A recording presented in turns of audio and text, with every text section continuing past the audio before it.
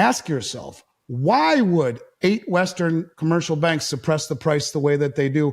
The largest suppression, the largest concentrated short position in any commodity traded is in silver. The largest. Silver, we are told, is used in military, but they conveniently stopped talking about that and stripped it out of the supply-demand fundamentals. Silver is the trade of a generation. It is the value of a generation. And if it weren't for these Western banks that are holding down the price... The suppression and manipulation of silver prices is one of the more wildly debated matters in the precious metal space. In addition to lots of evidence-based analysis from various legendary investors in the space, the significant difference between gold and silver prices, a stark departure from historical precedents, and the ratio at which both come out of the ground shows clearly that silver's current price is nowhere near its true value. Over the years and decades, while gold prices have steadily appreciated, silver's price has pretty much been stagnant, a phenomenon that continues to frustrate stackers to date. It is clear that the manipulation of silver prices is a joint venture that involves several big commercial banks and large hedge funds in the United States. Though the issue has been well suppressed, it's managed to boil over to the surface a few times. An example is the $1 billion fine levied against banking giant JP Morgan for spoofing the metals market a few years ago. In 2020, the U.S. Department of Justice announced that the New York-based commercial bank had entered into a resolution with the Department of Justice to resolve criminal charges related to 2 distinct schemes to defraud. The first involved tens of thousands of episodes of unlawful trading in the markets for precious metals futures contracts, and the second involved thousands of episodes of unlawful trading in the markets for U.S. Treasury futures contracts. 2 former precious metals traders at JP Morgan were also convicted of fraud, attempted price manipulation, and spoofing in a multi-year market manipulation scheme of precious metals futures, contracts that spanned over 8 years and involved thousands of unlawful trading sequences. This is just one U.S. banking giant, and there is absolutely no reason to believe that the spoofing has stopped since then, or similar activities aren't ongoing in other too-big-to-fail banks. According to Andy Schectman of Miles Franklin Precious Metals Investments, the issue of silver price manipulation runs deeper than just commercial banks in the United States. Andy believes it is a very complex and disturbing issue that might even involve the military-industrial complex and multiple U.S. government agencies, with the full backing of the U.S. and other Western governments. Andy gives an in-depth analysis of price manipulation in the silver market, how it is done, who benefits from it, and credible evidence that it's all about to collapse. We will now present clips from Andy Schectman's recent interview with Commodity Culture. This is a must-watch video for every silver investor and prospective investor looking to get into precious metals like gold and silver. Please watch, share, and like this video. Also consider giving it a like and subscribing to the channel for more videos. Thank you, and enjoy the video. I want to read you something, and I owe this to John Little of the Pickaxe. He's a hell of a researcher. He wrote a report a while ago in which he lists something and shows, people can Google this. It was a hearing on October 14th, 1942, and it was a subcommittee of the Committee on Banking and Currency of the United States Senate. And it is S.2768, a bill to authorize the use of silver for war purposes of silver held or owned by the United States. S, as in Saturday, .2768. Read it for yourself. But I just want to read you the first 2 paragraphs, all right? And I want you to think about what is missing from the supply-demand fundamentals that we are told by the Silver Institute, showing us a 250 million ounce shortfall, right? Okay. This is dated October 14th, 1942, and you can find it when you Google it. I did. The present consumption of silver for war purposes is at the rate of about 100 million ounces per year and is growing rapidly. According to the War Production Board, it is only a matter of months before war demands will have increased sufficiently to require at least 200 million ounces of silver per year. John Little does about the massive amount of silver used in all this high-tech weaponry. I have a client who is a consultant for the Department of Defense, and 2 years ago in Vancouver at VRIC, I made a statement that there's 500 ounces in the tip of a Tomahawk cruise missile. And he came up to me and he said, I work for the DOD. I helped design the Patriot and the Tomahawk. I know there's silver in it. Don't know how much. I'll get back to you. Never heard from him again.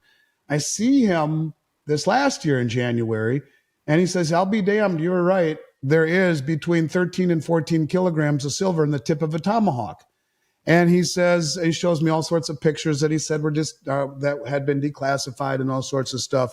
In 1942, we were on the verge of using 200 million ounces of silver per year, and for military applications. And now we're supposed to believe that with all the high-tech weaponry, that there's no silver in it. The Silver Institute omits completely and totally military demand. So we have a situation where, ask yourself, why would 8 Western commercial banks suppress the price the way that they do? The largest suppression, the largest concentrated short position in any commodity traded is in silver. The largest. Silver, we are told, is used in military, but they conveniently stopped talking about that and stripped it out of the supply-demand fundamentals.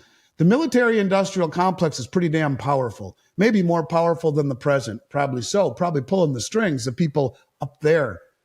Do you think they want silver to build all of the missiles that they are selling all around the world and or to the U.S. or to the rest of the world? Do you think they need it? And if silver were really known to be so integral to military applications, do you think it would be as cheap as it is? Do you think there's any coincidence that India has bought, literally going on, if you add what they bought from United Arab Emirates and what they bought from the West, from what they told us, you're getting close to a billion ounces. China is the largest producer of silver. You don't ever hear them talking about it, but they are, number 2. Mexico's number 1, China number 2. Silver is the trade of a generation. It is the value of a generation. And if it weren't for these Western banks that are holding down the price, it would go parabolic. Andy believes the end of the suppression of silver prices is much closer than everyone thinks and is currently being orchestrated by China, other BRICS members, and their allies. It's no news that the world is currently undergoing a massive geopolitical shift that threatens to wrest control from the West and take it to the East, or, at the least, create a multipolar world where different regions can determine the trajectory of global politics and economy. Andy and other analysts in the resource space believe this new world order will relegate fiat currencies like the dollar, and commodities like gold and silver will finally assume their true place and value in global economics. This commodities-backed system will be much more stable and dependable than the debt-based fiat system. Andy explains that these plans are already in place, and when everything clicks, gold and silver prices will soar rapidly. Let's get back to the video. Why would it be omitted? Why don't they talk about it? Why are these banks as dumb as a mud wall in a rainstorm suppressing silver at a time when all of these other governments are buying it? What is different now than in all of my career is that over the last few years, you have countries and sovereign wealth funds standing for delivery. They never did that before. 1% or less stood for delivery. Now they all do. This is how they win. Thank you very much. I don't care about positive real yield. I don't care about the strong dollar. I don't care about any of these relationships. Just give me the silver. And if you look at the drawdown in the LBMA silver vault, it's like a ski hill straight down, right? And the same thing is true, only slower, on COMEX, and the same thing is true right now on the Shanghai Metals Exchange. So these countries are buying Western gold and silver, having it delivered to China, and offloading it off of the exchanges. There is a contract that most people don't know about that was written by the CME Group in 2015 that allows for COMEX futures to be delivered in exchange for physical to Brinks, Hong Kong, which is a COMEX facility, where then that stuff is picked up by a truck and driven to the Shanghai Metals Exchange, where it's offloaded to all of the countries that are buying and taking delivery of metals, including the PBOC. Silver is the value of a generation. You have to have strong fingertips. But this Western suppression, which has been going on for a long time, never had these countries coordinated, sophisticated, wealthy enough, cunning enough to stand for delivery.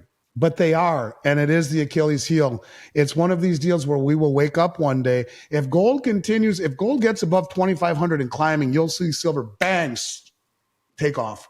They can't continue to hold it down. And I think this is just the very beginning. So it's the value of a generation. I mean that in my soul. There are very few assets that are depleting in nature. Keith Neumeyer will tell you it's coming out of the ground at 7-1. After 5,000 years of it coming out of the ground at 16-1. Because it's held in nature in a form called epithermal, like your skin is epidermis, epithermal right at the surface. Big deposits were gone long time ago. So it's needed in military, in green, in digital, in electronics, and it's experienced a monetary renaissance. And yet we're supposed to believe that it's coming out of the ground at 7-1, but it should be valued at 80-1. So God's ratio says 7-1, man's price in the West says 80-1. And I would simply say this. There was a statement made by the head of the Shanghai Gold Exchange in 2014. And I'll throw silver into this equation too. He said, when China is allowed to speak at the table, the real value and the real price of gold will be revealed. Well, the same thing will be true about silver. And Zoltan Pozsar will go down as one of the smartest people ever who told us all we are now entering Bretton Woods 3, a system about who's got the commodities. And so these countries that are gobbling everything up, well, they're using the suppression that we've been fostering forever against us, where 8 stupid banks can hold the price down of a commodity that is massively acquired and needed, distorting its real value forever, as dumb as a mud wall. Why? Well, there's your why. Because it's needed to fight wars and build high-tech weaponry. So yeah, the most undervalued, underappreciated, best value of anything I've ever seen in 35 years of finance. Experts like Andy Schectman believe we are nearly upon an all-at-once moment that will see countries and foreign investors dump dollars on U.S. investors in droves, which will have an instant and devastating effect on the economy. The situation is worsened by the current state of the U.S. economy. The United States is the world's largest economy and is the issuer of the world's reserve currency. Still, it is easily comparable to another banana republic when you look at its massive debts. The United States has accumulated a national debt of $34.840 trillion. That is almost $2 trillion in debt accumulated since September 2023, when we hit $33 trillion for the first time in U.S. history. This does not even account for the equally massive off-balance sheet debts. Andy explains that the world sees the current state of the U.S. economy as an opportunity to escape the oppressive and hypocritical rule of the West. This is why international alliances and organizations like BRICS, OPEC, Shanghai Corporation, and others are making obvious moves to reduce their dependence on the dollar. According to Andy, we are moving from a dollar-dominated global financial and economic system to a more stable system backed by gold and other commodities, a shift that he predicts will have an instantaneous and beneficial impact on gold and silver prices. What do you think is the true value of gold and silver? Do you agree with Andy's predictions about the end of silver price manipulation? Please share your thoughts with us in the comments section below. For more videos like this, ensure you subscribe to the channel, turn on post notifications, and check out our other videos. Thanks for watching.